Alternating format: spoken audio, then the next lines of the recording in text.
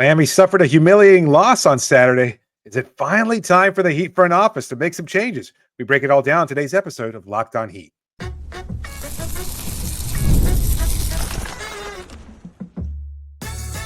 You are Locked On Heat, your daily Miami Heat podcast, part of the Locked On Podcast Network, your team every day. All right, welcome to Locked On Heat, your daily podcast on the Miami Heat. Whether you're tuning in on YouTube or your favorite podcast app, thanks for making Locked On Heat your first listen every day. I'm Wes Goldberg, editor at allyoucanheat.com, here with David Ramil. Both of us are credentialed Heat media members who cover this team every day.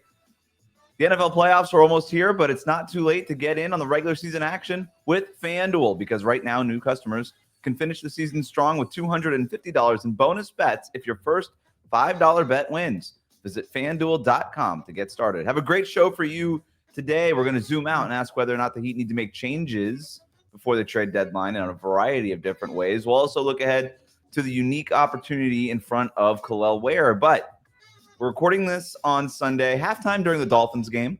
It's been a rough week for the Heat. They've followed up their 4-game win streak with by losing 3 in a row, including blowing a 20-point lead against the Magic on Saturday night. They got outscored 37-8 in the fourth quarter of that game. No Jimmy Butler, but the Magic were also without their 3 best players. No Paolo Banchero. Franz Wagner was out. Jalen Suggs was out. What do you do with that game, David? Is it one of those where you just kind of throw it out, or is there something to be taken away from that loss? I don't think you can afford to throw it out. Like, I watched that game, and I told you at the time, I watched the first half and shut it off. I was like, oh, somehow Miami's going to cruise to the very rare blowout victory, because everything was just shaping up. Like, they were getting friendly whistles. Wendell Carter Jr. had been ejected. Mo Wagner was unfortunately lost for the season due to injury. Like, they were down a number of players. Goga Batadze was in foul trouble. Anthony Black was in foul trouble. And as you pointed out, their 3 best players were out of the starting lineup. This is as embarrassing a loss as you could possibly imagine. And the Heat should be hanging their heads in shame collectively. That you were just missing Jimmy Butler, and obviously we know Jimmy's incredible importance to this team and what he's capable of. But you have players on this roster who should have a lot more pride in what they do. And if you look at that game and the fact that you were up 22 points at one time in the fourth quarter, and you allowed Cole Anthony and Anthony Black and Jet Howard, a rookie, to get in and somehow wind up beating you handily, you should be disgusted with yourself. You should question whether or not you should retire. Like, maybe that sounds hyperbolic, but I just don't know how you allow that to happen. There's no excuse for allowing a 37-8 beatdown, an embarrassing display of basketball, ever happen if you're the Miami Heat. Like, we've poked fun of the Heat and their motto being the toughest, hardest working, whatever. That is as antithetical to Heat culture as you could possibly get. That had very little courage, very little interest, very little tenacity. It was disgusting. I'm embarrassed for the Heat. I'm embarrassed to cover the team. And if I was a player, I would be embarrassed to even wear that jersey today. I mean, that's strong, and I can't disagree with any of it. At some point, you just got to come out and win the game you're supposed to win. I don't care about the rest disadvantage. I don't care that you were without Jimmy Butler. They were without Paolo Banchero and Franz Wagner, both of whom were having all-star caliber seasons. Jalen Suggs, who was playing well in their had playing well all season, their best perimeter defender, the guy who sets the tone for them on both ends in a lot of ways. They're without all those guys. Like, there is no excuse for that loss. There is none. And for the record, the Heat didn't make any excuses. But you know what?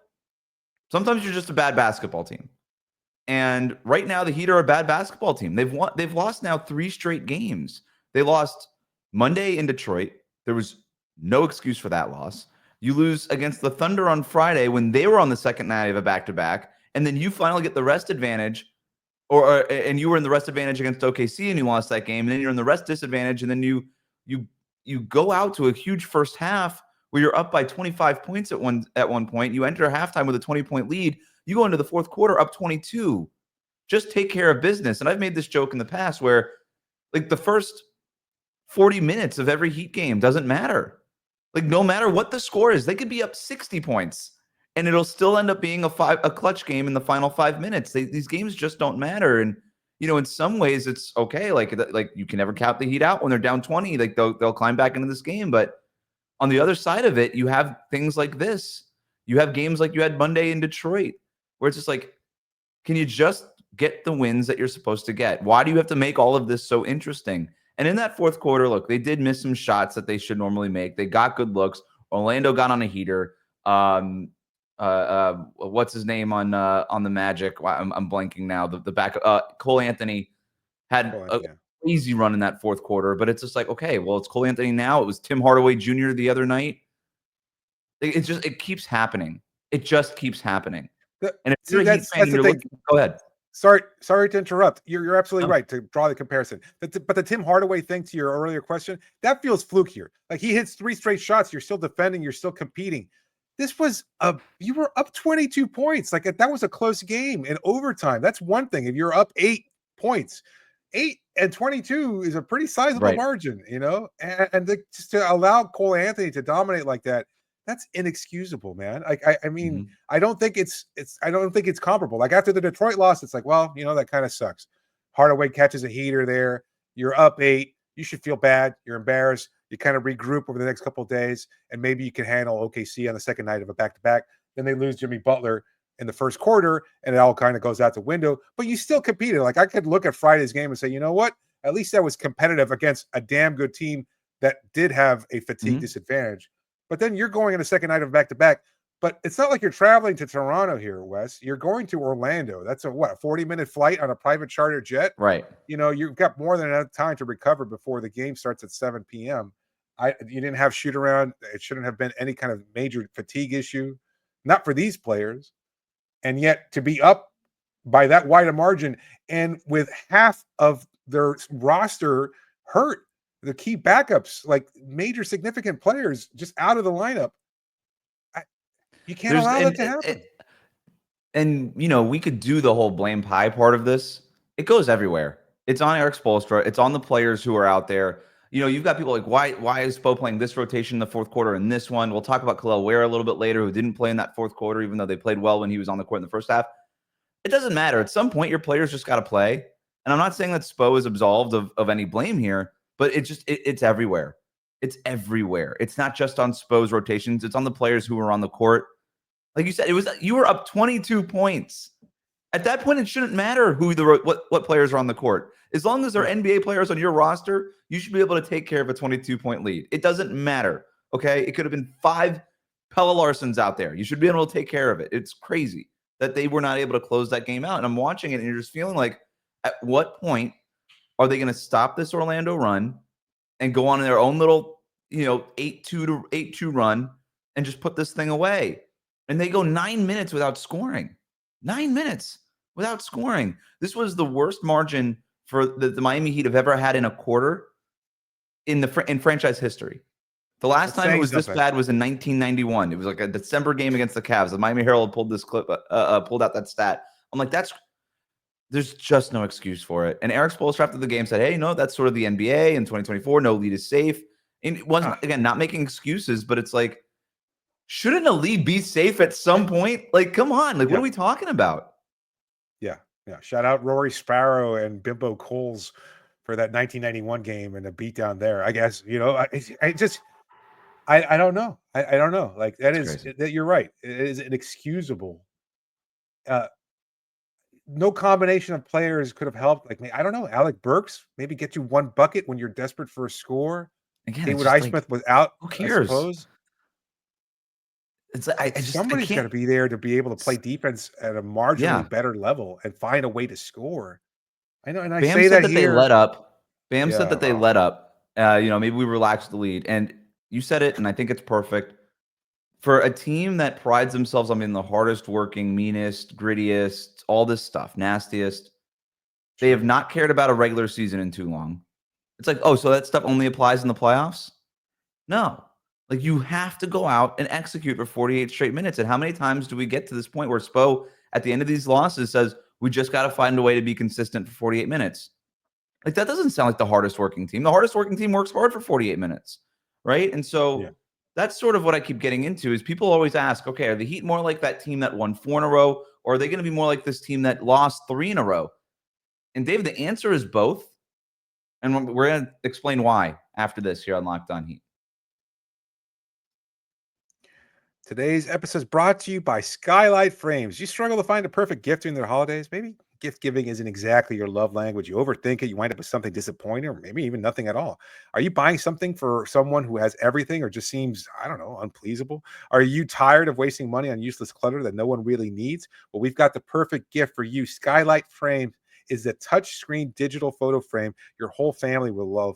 Upload thousands of photos with your phone and watch them appear in seconds. It's really easy to use. Setup takes less than 60 seconds, and it's seamless sharing, so you can invite friends, family, whoever you want to easily share photos via the free Skylight mobile app or email. No account or subscription is required. You can add new photos straight from your phone from anywhere. And the touchscreen, again, super easy to use. And it looks beautiful. It's a really nice looking frame. If you're going to have a frame up anyway, and you probably are in your house, why not make it a Skylight frame? And now, as a special limited time offer for our listeners, you can get $20 off your purchase of a Skylight frame when you go to skylightframe.com/NBA. That's SKYLIGHTFRAME.com/NBA. Get $20 off your purchase now at skylightframe.com/NBA. Get $20 off a Skylight frame at skylightframe.com/NBA. We'll be right back. Thanks again for making Locked On Heat your first listen every day. A reminder that your favorite NBA team now has a free daily newsletter. Introducing the Locked On Heat newsletter, one stop for ultimate Heat and league coverage with local analysis and amazing writing from Katie Heindel, Mike Shearer, and Locked On Fantasy Basketball tips from Josh Lloyd. Sign up for free at lockedondaily.com. People keep asking, are the Heat more like the team that won 4 in a row, or are they the team that has lost 3 straight here? David, the answer is both. This is who the Heat are. They are aggressively mediocre. They are a team that can go on a little bit of a run, but seem to have some sort of ceiling that caps them from being 3 or 4 or 5 games over 500. And they've been this for a majority of whatever this era has been, except for the 1 year where they're the number 1 seed in the East. Like, this is just who they are. And you hear this all the time, whether it's with players or with the team or whatever. And it's like, hey, if you just put more, hey, we saw this game. Like, look at what they did when they won 4 in a row. Just do more of that, and this team will be fine. A team is not judged. A team isn't like a team isn't judged by the highs of the season. They're judged by the lows of a season. Teams like Boston, they don't blow 22-point leads. Yes. Cleveland doesn't need the math advantage with the 3-point shooting. A shooting slump doesn't stop them from piling up wins. The Oklahoma City Thunder can win despite having the rest disadvantage. Injuries don't stop good teams. Shooting slumps don't stop good teams. It's not to say that those good teams don't have bad games, but those teams keep piling up wins despite all that stuff. Good teams find ways to fight through that. And it just feels like for the Miami Heat, everything has to be perfect for them to win games. And that is not what a good team is. That is a bad team that gets a good night. That's what happens when, and I'm not saying that the Heat are a bad team, right? They have nights where they're able to pull out wins. They do manage to compete in games that they otherwise don't always have any business competing in. And that stuff is admirable and important. Yes. But they just have a problem stringing together 2-3 weeks at a time of just winning a majority of the games, getting above 500 and all these things. And a team will always try to tell you who they are. They'll always try to show you who they are. This team for now 2-3 years has showed us this is who they are. They can have their good nights, but they are aggressively a 500 basketball team. Yeah, this bipolar nature of basketball is not fun to explain. But, to your point, and I think you said it really well, if you can compete at a high level and you can challenge teams and maybe you find a way somehow yet again to string together some wins in the playoffs, if everything breaks right and you're super aggressive and you have your defense firing on all cylinders, that's great. But you should never have a floor as low as what we saw yesterday or what we saw against Boston a few weeks ago. And that's the unfortunate part. And if you have that, if you're capable of that, then you need to realize that you're always capable of that and you're never going to rise. It's a great point that good teams don't have that floor. Miami is not a great team. They have that floor. And so the goal is to try to find a way to make this team great and not just settle for, well, we hope things break right. We hope our threes are falling at 45% and that we play defense at a high level and that we're somehow all healthy. Right. That's not enough. That's not this enough. And I've been, ignitability thing that Spoelstra always talks about. And fun, it's. I understand he has the roster that he has. I get it, and we can get into that part here in a second. But it's the same thing with superstar players, right? It's hey, Tyler Hero could or whatever. Like this player X could score 35 points on any given night. So like just do that more. And like we've seen the superstar potential with player X. It's like no, the superstar power isn't the highs. The superstar power is the consistency. LeBron James has never scored 60 points in a regular season game, I don't think. But what is so remarkable about LeBron and why he's arguably the greatest player of all time is because every single night he's basically giving you 27, 7, and 7, right? And he just does that. He rolls out of bed every single game. He comes out there and he gives you 27, 7, and 7. That's the superstar superpower. It's the consistency. It's not being able to go off for 40 on some random Tuesday night. And the same could be applied to teams. Good teams, their superpower isn't some great night where everything's just clicking. Good teams, their superpower is the consistency. And the Heat, again, are just aggressively inconsistent. And you and I joke about this all the time. It's like, I don't know what Heat team we're going to get. That's a problem. Like, we can joke about it. We could say, like, hey, the Boston Celtics, we could go into Boston tomorrow and beat that team. Like, that is totally a thing that can happen.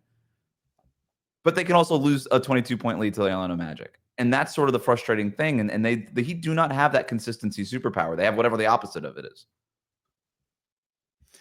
8 single-digit games for LeBron James over the course of his 21-year career. I mean, I know that's he's like 1,000 games in a row with more than 10 points per game. He's got like that crazy record going on right now. 8 that streak. Like we've seen that from Bam this year.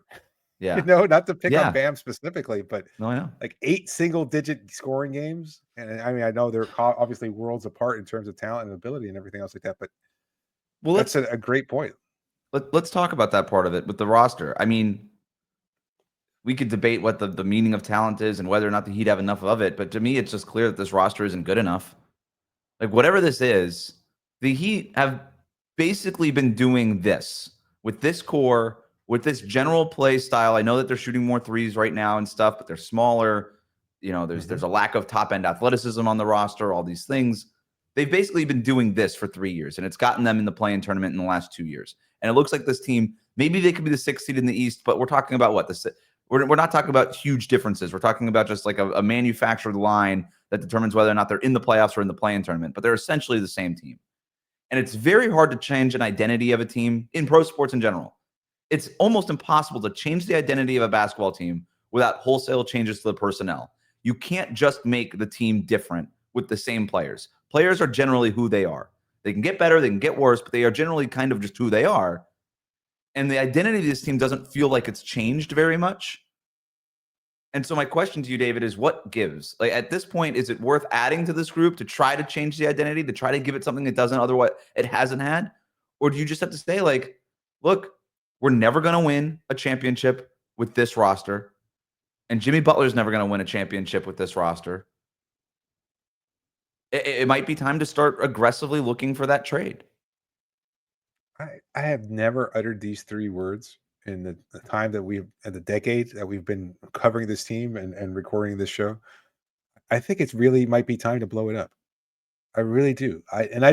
That might seem hyperbolic again, or maybe overly reactionary, and maybe I'm supposed to, and I'm sure a lot of fans will let us know one way or the other, maybe provide a calm voice in the storm here.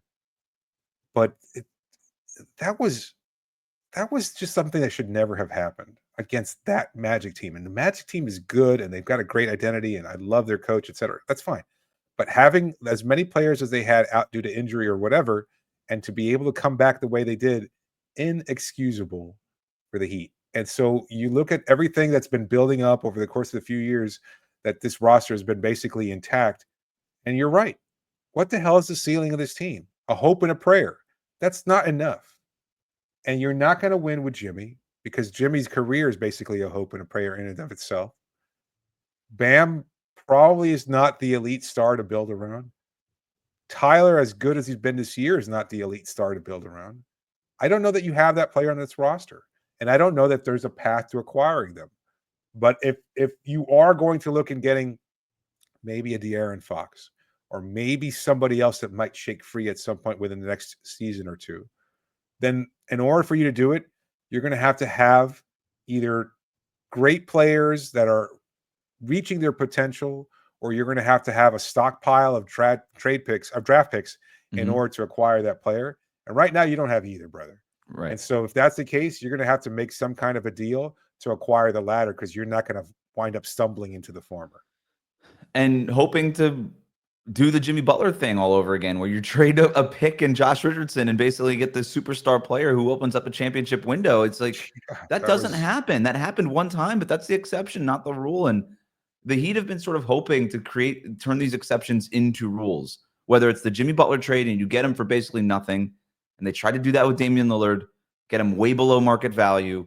It didn't work, right? The 2023 finals run, right? That was the exception, not the rule. They tried to do it again last year. Didn't work. Blew up in their face. Kelly Oubre landed on Jimmy Butler's knee. There it goes. It was over.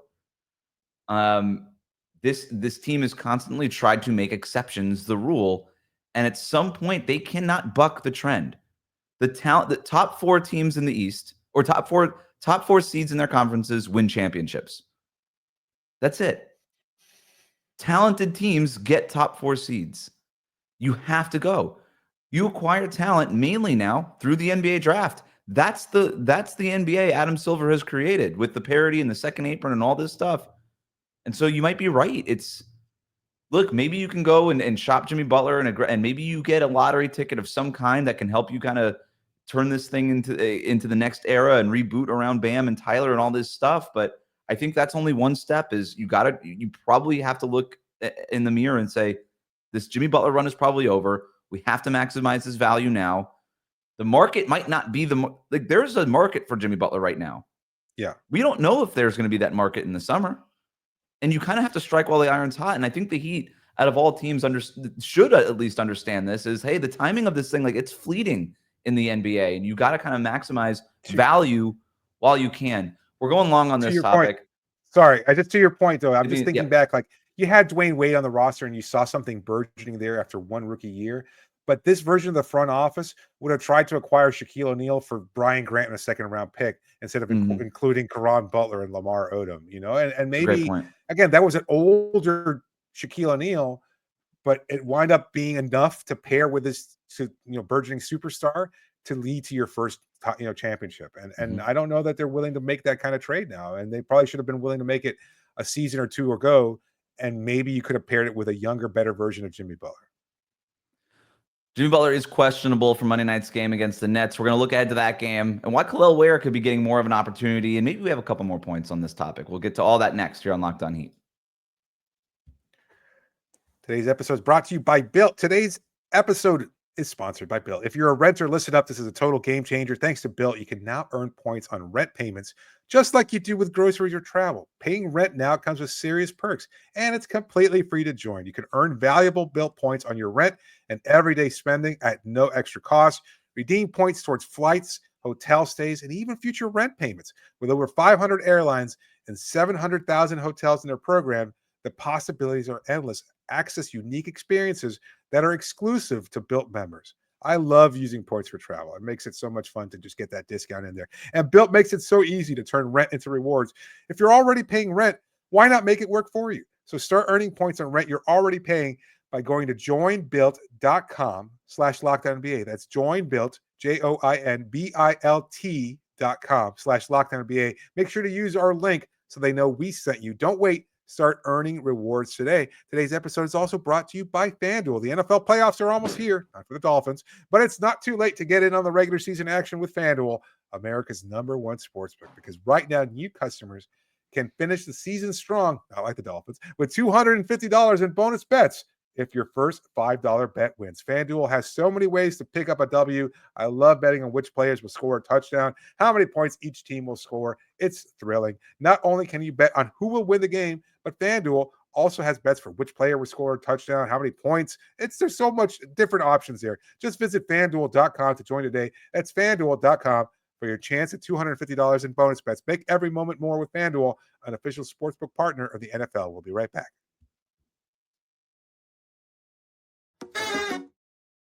Today's episode is brought to you. I'm sorry. Thanks so much for making Locked On Heat your first listen every day. It's brought to you by perhaps blowing it up. David, that's what you mentioned before. It's an interesting topic. We have so much time to probably carve into it. The general thing is, before we even get to what the trades look like, how they could go about blowing it up, who needs to go, you need to have a superstar in the league to win a championship. And if the goal is to win a championship, you better always have a plan to getting there. And right now, the Heat don't have that plan because the Jimmy Butler thing isn't working. And I don't mean to lay blame on Jimmy Butler. It's not his fault that Miami lost that game. It's just he's the one with the contract that's potentially expiring here. He's the one at the crossroads here in terms of what happens next. He's the one who's 35 years old. And after he scores 35 points on a triple-double performance, everybody's like, give him whatever he wants, max him out, keep him here. This is not an anti-Jimmy Butler thing. This is the point. You've done this over and over again, and it hasn't been good enough. And if you max out Jimmy Butler, if you extend him again, you're basically locked in with this roster again. So while Jimmy Butler isn't the problem, he also has not been this grand solution the way that somebody like Nikola Jokic or Giannis are when they're playing at these MVP levels and pulling the most out of these teams that should not be 50-win teams, but constantly making them 50-win teams in the regular season and making their pappies in the whatever. The point is something's got to give. And Jimmy Butler is your greatest chip right now. He's the trade chip. He's the one with the demand from the Warriors, from the Rockets, from the Suns, like whatever it is. And I'm not saying just take anything from Jimmy Butler. You can't do that.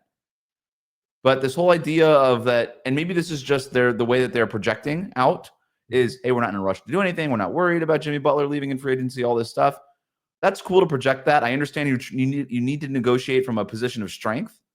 But I do hope internally that this front office is looking at every possible scenario in terms of what they can get for Jimmy Butler. And whatever you do get from Jimmy Butler, whatever team you're getting stuff from, you better then create some sort of path forward. Whether that's taking a dramatic step back and rebuilding through the draft, whether that's getting another lottery ticket in the form of a great draft pick coming from another team, the way that the Celtics did and got the Tatum and Brown picks when they didn't have to tank themselves, but got these great picks coming their way that ended up being top 5 picks. Or if it's a player, I made the point the other day about how, the Thunder traded Paul George. They got Shai Gilgeous-Alexander, who they thought very highly of. And maybe SGA doesn't become SGA every single time, but getting a player back with that sort of ceiling is another form of a lottery ticket. And so whatever they do, you got to get some sort of lottery ticket. Because right now the Heat have no lottery tickets. They're just very much middle class. And there's no way to kind of move up in standing right now. It's exactly right. There's no way around it. And you have to be able to acquire a star level player or a player with star level potential. And I don't know if that player is out there. Look, we've talked about a lot the different trade partners for Miami, if that includes Jimmy. I don't know that Jonathan Kuminga is that star level player. I don't think anybody thinks of him in that way. So, but I don't think that anybody necessarily thought that way of Shai Gilgeous-Alexander, to your point. And he was a fine player with the Clippers, but he was just kind of superfluous there. I hope the Heat are pulling out every bit of film that they have on Jonathan Kuminga and doing all of their research on him, because if they do that and they determine, we think this guy could blossom here in a way he did not and has not in Golden State, then yeah, maybe that's the lottery ticket. Maybe, and then you deal with his next contract and everything like that. That's complicated there. But if you think that he could be that star player, then you start dealing with that stuff. Even if he's going to be a restricted free agent. Yeah. And with the exception of that, though, like if whatever you can get, it has to be, and this hasn't been like none of the teams that he's been linked to have this kind of cupboard of draft assets, and that's has to be another path for Miami. So you have to get a considerable amount of draft assets to pair with some of the young players on this roster that you can package for other trade assets or other draft assets, and be able to land that superstar player. Because I just don't know that you have to be able to acquire somebody with a higher ceiling than what we've seen from anybody on this roster the last 6 years. And this is not a knock at Jimmy Butler, because you could make a very strong argument, and I might buy it, that maybe Miami should have done a better job of building around Jimmy, or at least getting him better players to kind of support him because No doubt. I don't know. Jimmy's not the player to build around at 35. Like maybe you Right. make that argument 3 seasons ago. That's not the case. I think that's why we've argued that Bam is probably that player. But I might think otherwise. And again, I love Bam Adebayo, and I love everything that he does for this team and everything that he's been for all the breadth of his career. Mhm. But I'm starting to question whether or not you can look at him as a foundational player, and that's a really tough I spot to think be in. it is. I think he is a foundational piece. Like defensively, again, what he does, and they have not done him any favors by basically playing him in these really small lineups over and over again. And I would love to see what it would look like if he was playing next to a 5 who could stretch the floor with just another 7-footer on the court who could be on the court with him at the same time, which he just don't have. I would love to see that. But in terms of him being your number 1 scoring option, yeah, that's not in the cards for Bam. You need to go get that guy who could average 30 points per game. You just need that guy, and we can get cute about it all the time. Be like, well, this guy is 20 points per game, and this guy is 18 points. No, you just need a guy. You need a guy who could score 30 points per game. And that's just what you need in today's NBA. That's what all the championship teams have, right? Even Jason Tatum, who I don't think is, your top tier star, even though he's probably going to be on MVP ballots again this year because how good his team is, but he's still averaging 28, 29, 30 points per game. Like, you just need somebody to put points on the board. I mentioned the 7-footer part of it. The Heat host the Nets on Monday night. Jimmy Butler is questionable for that game. Kevin Love also questionable. He's again out with potentially out with personal reasons. The Heat used Kel'el Ware as the backup center on Saturday with Kevin Love absent. I thought he played well in his time. Didn't get any minutes in the fourth quarter. We don't need to necessarily debate that right now, but he's going to get another chance here as long as Kevin Love is out to be the backup center because the Heat don't have any other options, right? If Love's not playing, well, they already traded away Thomas Bryant. They've experimented with Nikola Jovic a little bit as your backup 5. They started him on Saturday night because of the matchup there against Orlando, but I don't know what their lineup will be against the Nets if Jimmy and Kevin Love are out. But Kel'el Ware has an opportunity here. And again, I thought he played well Saturday night. I'm excited to see what else he can do. And we still haven't gotten any minutes with him and Bam on the court. Maybe I don't know if this is the matchup for that necessarily, but I'd like to see it soon. What about you? Yeah, I think you have to start at least looking, and I know that they've done it at practice. They did it in training camp and things of that sort, but you have to be able to at least figure out what you've got. And they've been so reticent to slide Bam down to the 4, despite public pleas, despite Udonis Haslem, a voice in the organization saying this is what Bam wants and this is what Bam should do. They still haven't done it. And maybe you could say, well, that points more towards where he is at in stage of his development. But if you're still going to be playing him in minutes anyway, I don't see why you couldn't get him that kind of opportunity. I would say it's more along the lines of if Love is available, then you could start Khalil against next to because Bam, then at least you have more depth. Yeah, that's a good point. Yeah, because then you have Kevin Love as his backup. I don't even know if you need to start him. I just want to see it like in the middle of the game somewhere. Just give me 3 minutes of it. Just throw it out there. It kind of goes back to what we were talking about before. If the Heat just keep doing the same thing over and over and over again and getting the same results, maybe there is just something to be said about, what, Kel'el Ware might not be ready right now, but we got to start getting him playing time so that he's ready for something by the end of the year. Like, we got to start. He's the 15th pick in the draft. You got to start prioritizing his development, especially if, and the Heat will never admit this, but I've concluded this before the season even started. The window's closed. What are we really doing here? You got to start developing some of these guys, and you want to see more from him. You got to see more from Jaime. Obviously, you got to see more from Nico, from all that stuff. But I'm at least excited for this opportunity here to see Kel'el Ware, even if it's not next to Bam, just getting more minutes out there on the court and working his way towards playing maybe, perhaps, hopefully, a bigger role with the team and blossoming as their first-round pick. But that'll do it for us today. We'll have a recap again for after tonight's game against the Nets. Thanks for making Locked On Heat your first listen every day. Like, comment, and subscribe on YouTube. Follow us on your favorite podcast app.